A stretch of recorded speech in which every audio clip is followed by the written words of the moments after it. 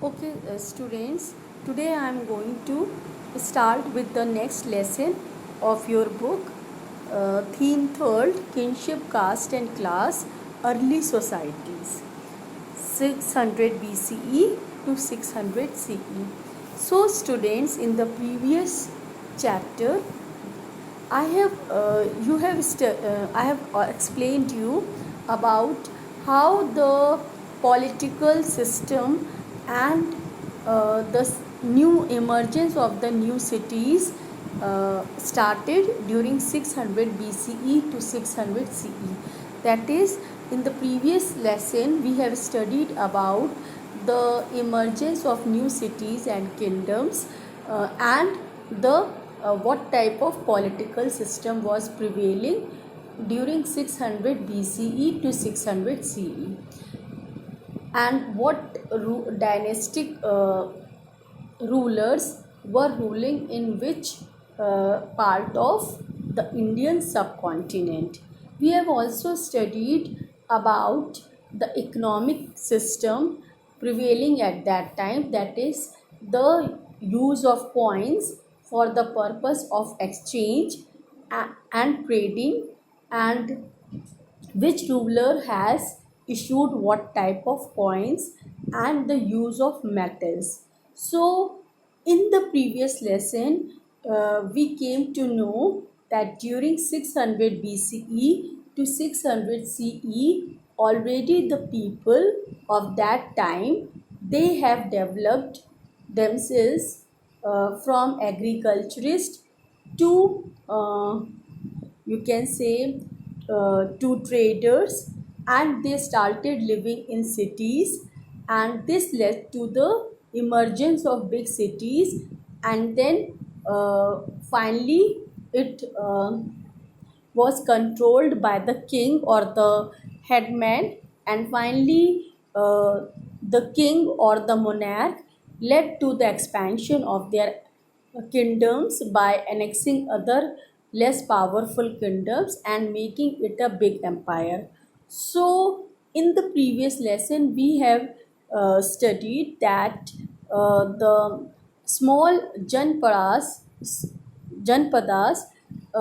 slowly emerged into Mahajanpadas, and the 16 Mahajanpadas were the main and important Mahajanpadas during that time, and Magad was the most powerful among them, which had the most efficient and powerful rulers, and how they tried to conquer um, less powerful kingdoms with the help of their power. Now, in this chapter, we are going to study that what type of society was prevailing during that time. That is the social system we are going to study in this lesson. That how the elite class, that is the royal class, they used to live, what type of society was there with them, and what type the common people, how their society was formed, and what norms were they following. So when I read, then it will be more better for you. In the previous chapter, we saw that there were several uh, changes in economic and political life between 600 to BCE to 600 CE. Some of these changes influenced societies as well. So there were changes, and this also influenced the societies. The societies also underwent many changes, and it also influenced the life of the common people. For example, uh, due to the expansion of agriculture, ultimately the forested land was taken under cultivation, and the forest dwellers were changed into cultivators. They also started cultivating. And then, with the emergence of the cities, how the village people started migrating toward the cities, and for the purpose of trading, and how it led to the emergence of trading traders and artisans, and finally the association of these, which was known as guild system. Now in this we are going to study about the society and the norms which were prevailing to control the society, that the people have to follow these norms very strictly so that they can live in the society in a civilized manner. So we come to know about this through the text, literary text that were available, that are available to us in the form of dharma shastras and dharma sutras written during that time by Manu Smriti, that were the legal text composed to regulate the society, what norms should be followed for the proper governing of the society, and that everyone has to follow who want to live in a civilized society. Then second is the oldest Veda, that is the Rig Veda, and the other Sanskrit texts were composed during that time. They also are very valuable sources for giving us the valuable information regarding the social, you can or say society of that time.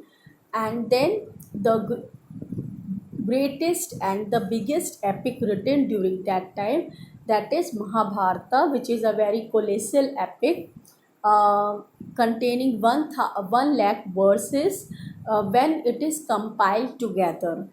Then it was contained in 13 heavy bulky volumes of 1 lakh verses. And Mahabharata is a greatest epic of that time, which contains the stories of that time, and some of these stories were written even earlier, that is they have been written, or they have been these stories were of the 500 BC, means 100 years earlier or more of that time. Here it is, just see, in focusing on the Mahabharata, a colossal epic running in its present form into over 1 lakh verses, with depictions of a wide range of social categories and situations.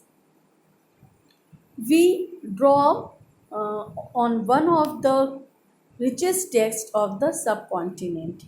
It was composed over a period of about 1000 year. मतलब ये जो महाभारत है, जो महाकाव्य है भारत महाद्वीप का, वो 1000 वर्ष पूर्व लिखा गया था, और उसकी कुछ कहानियाँ जो उसमें निहित हैं वो तो उससे भी काफ़ी पुरानी हैं, 500 BC onwards.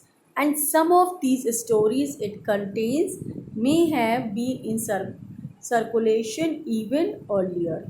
The central story is about two sets of varying cousin. और ये महाभारत जो काव्य है, ये पूरी जो कहानी है, ये किसके ऊपर आधारित है? दो भाइयों के ऊपर आधारित है, जो कि एक लैंड के लिए, यानी कि फ्यूड के ऊपर इनके युद्ध होता है, कौरव और पांडव कज़न ब्रदर्स हैं, और ये इनका ज़मीन के लिए जो विवाद होता है, जिससे इतना बड़ा युद्ध होता है. The text also contain sections laying down norms of behaviour. और इस टेक्स्ट में ये भी बताया गया है, मतलब कि इसमें साथ में ये भी बताने की, कहानी के साथ ये बताने की कोशिश की गई है कि समाज में किस वर्ग के लोगों को, किस तबके के लोगों को का आचरण किस तरह का होना चाहिए, व्यवहार किस तरह का होना चाहिए और कैसा होना चाहिए, जो समाज पे एक अच्छा मतलब एक अच्छा आगे के लिए एक उदाहरण बने. The text also contains sections laying down norms of behavior for various social groups. Occasionally, though not always, the principal characters seem to follow these norms. और ये कहते हैं कि जो उनके मेन मुख्य पात्र हैं महाभारत के, वो इन सामाजिक नियमों का पूरी कड़ाई से पालन करते हैं. What does conformity with norms and deviation from them signify?